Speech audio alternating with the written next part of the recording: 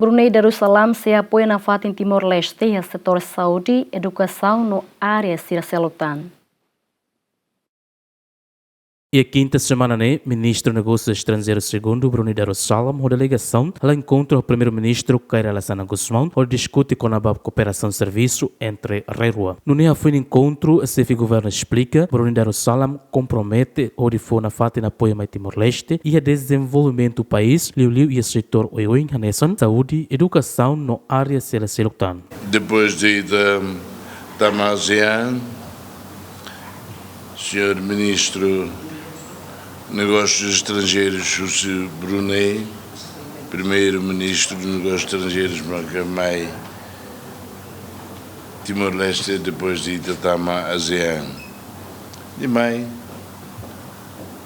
é tudo sirania, desejo, compromisso, a tu for apoio no fatin beita, na nessa, fora da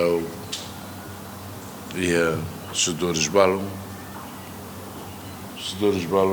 aquele relógio, Ministro do Petróleo, Setór Saúde e a Saúde e a Human Resources, deve ser a cara nós, área fatin na BD, mas que precisa se coopera na fatin, deve estar contente também.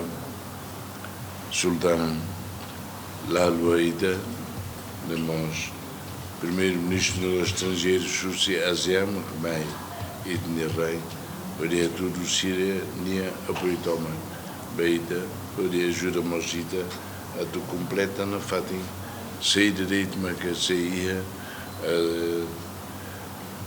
no dar membro ASEAN, também, but barak será completo.